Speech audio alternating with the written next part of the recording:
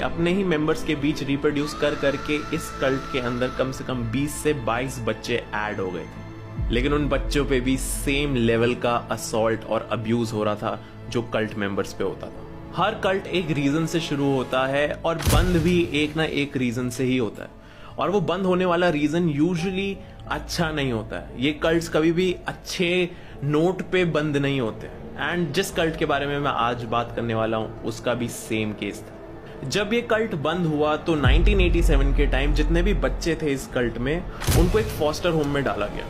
और foster home में डालने के बाद इन बच्चों ने जो जो बातें बताई हैं कि उस कल्ट में क्या होता था, वो सुनने के बाद जितने भी लोग उस फॉस्टर होम में थे, साथ ही साथ जो पुलिस के लोग इन्वॉल्व थे इस केस में, उन सब की रूह कांप गई थी। किसी भी बात पे किसी भी कल्ट मेंबर का हाथ काट देना, किसी मेंबर की इंटेस्टाइन्स निकाल के उसको प्राइज्ड पोजीशन की तरह रखना, पूरे के पूरे कल्ट के साथ फिजिकल रिलेशंस होना, अपनी ही बीवी और अपने ही बच्चों को लिटा के उनके ऊपर यूरिनेट एंड डेफिकेट करना, और उन्हीं लोगों को बाद में टॉयलेट पेपर की तरह यूज करना खुद को साफ करने के लिए, अपनी बीवियों के साथ साथ अपने बच्चों को भी करना,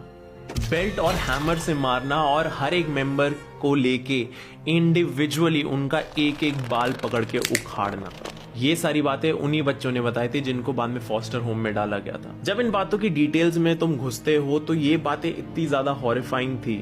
कि उस टाइम पे एक लेडी थी जो इस पूरे केस को इन्वेस्टिगेट कर रही थी, जॉर्जिया ब्राउन।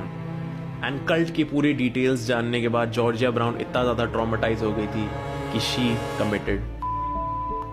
ये है कनाडा का रॉक थेरियोल्ड, एंट हिल किड्स का लीडर, जिसने बाकी के सारे असॉल्ट्स के साथ साथ सिर्फ अपने फन के लिए